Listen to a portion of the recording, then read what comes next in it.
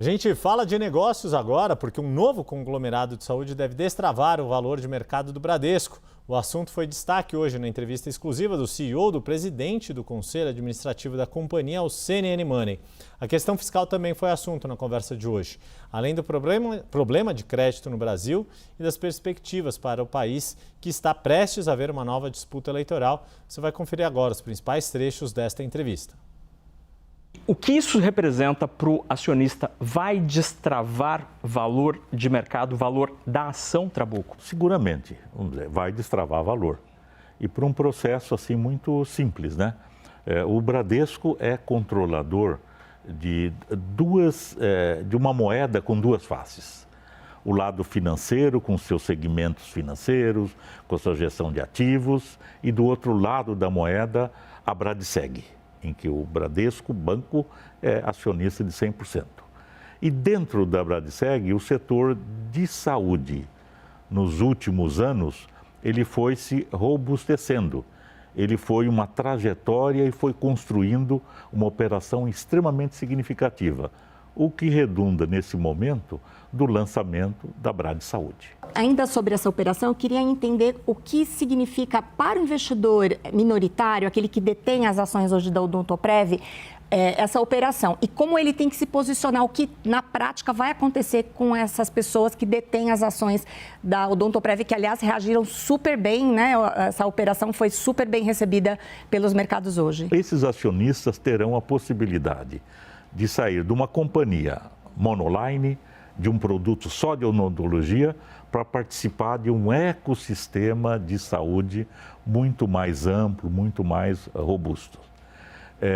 A Odontoprev constituiu um comitê independente, ela teve assessoria dentro da Odontoprev dos 3 bancos de investimentos, né, que foi o BBI assessorando o Bradesco, o JP Morgan assessorando a Bradesco Saúde e o Citibank assessorando a Odontoprev. Chegou a avaliação dos ativos e isso tem uma proporcionalidade com todos os direitos para esses acionistas. Para o acionista Bradesco, esta operação não tira uma linha de geração de lucro importante ou não?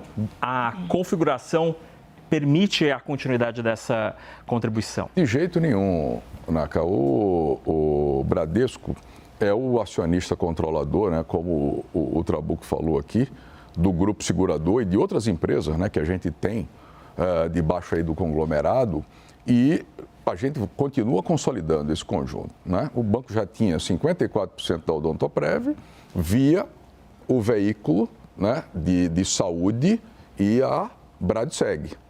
Simplesmente se faz um spin-off, né, da Bradseg agora, criando a Bradsaúde e fazendo uma incorporação reversa com a Odontoprev, que já é uma empresa de capital aberto, né, listada no novo mercado, né, e com essa relação de troca que o Trabuco comentou aqui, os acionistas minoritários ficam com 8,65 agora na largada, né, em tudo aprovado, né, depois das autorizações devidas e assembleias, e o Bradesco, o Banco Bradesco, que é o controlador, fica com 91,35%. Então, para o acionista do Bradesco, né, a operação é sensacional e para o acionista minoritário da Odontoprev também é.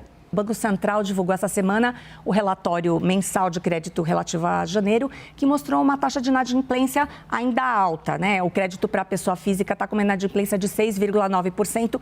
É estável, mas ela é compatível com os momentos de economia mais apertada. E eu queria saber o que esperar para esse ano, essa perspectiva de corte da Selic, será que trará um alívio? O banco já está olhando eventualmente estratégias de renegociação de crédito com seus clientes. O que a gente pode esperar para 2026? Cristina, você tem razão, quer dizer, o Banco Central trouxe um NPL, né, que a gente chama, né, pior, né, tá certo, para o mercado de uma forma geral. O mês de janeiro é um mês que tradicionalmente, normalmente tem esse tipo de reflexo, né, e em algumas linhas em especial, mas teve aí um movimento na pessoa física e na pessoa jurídica, né. Quando a gente divulgou nosso resultado, nós falamos que o nosso apetite a risco continua, assim como um ano atrás, moderado, né? A gente não mudou o apetite a risco. a gente vê oportunidades de crescimento com linhas mais seguras, né? Existe efetivamente mais risco no mercado. Não acho que a questão da taxa seja um problema para a pessoa física, mas é para a pessoa jurídica, né? O custo de carregamento não é trivial, o custo nominal, né? Nem entro no mérito do custo real, porque ele é alto também, mas o custo nominal de juros hoje no Brasil aperta um pouco mais algumas companhias. Então, de fato, a gente vem olhando para isso e vem tomando os cuidados devidos aí na nossa organização, como eu citei na divulgação de resultados, tá? Em 26, obviamente, temos as eleições, isso acaba sendo um ponto definidor na economia. Eu queria te ouvir sobre como as eleições afetam o cenário para depois dessa decisão e se a discussão fiscal, que é absolutamente necessária, ela fará ou não parte da campanha eleitoral. Todo mundo acha intuitivamente que você tem uma grande volatilidade em período eleitoral, né? Mas você, de fato, pode ter, por temas específicos, casos específicos em poucos dias. Agora, a nossa equipe olhou o histórico e viu que não é assim no período eleitoral inteiro, tá?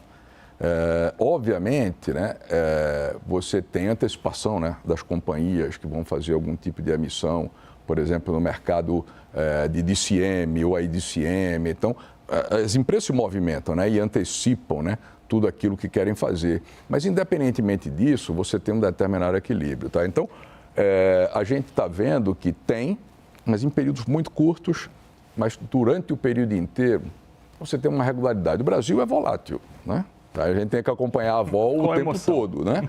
Tá certo? Até porque, né, tem uma expectativa de melhorar o mercado de capitais no Brasil, né? Com essa vol, né, com essa taxa de juros, você não tem. O indicativo de que a taxa de juros vai cair pode ser já é o primeiro bom sinal, né, para mercado de capitais. E aí, dependendo da vol, né, a gente tem o segundo sinal. Agora, política fiscal é um negócio discutido num âmbito, eu diria, mais restrito aqui com vocês, né? Ele é super importante para o mercado brasileiro e para a população também, mas de uma forma geral não se discute isso. Então eu falo sempre o seguinte, a política fiscal é crucial para a gente para frente, né? Por quê? A gente precisa ter um equilíbrio estrutural. Não é desse governo, não é do governo passado, mas a gente tem um aspecto estrutural que a gente traz historicamente, que é essa questão da dívida pública, né? Se a gente conseguir equilibrar a dívida pública, não é nem cair, mas equilibrar a dívida pública, a gente pode ter um Brasil crescendo muito mais, o que politicamente para qualquer candidato é muito bom, né? Mas precisamos disso, porque isso vai garantir crescimento sustentável, aumento de investimentos, aumento de emprego, né? E aumento da renda no nosso país, tá?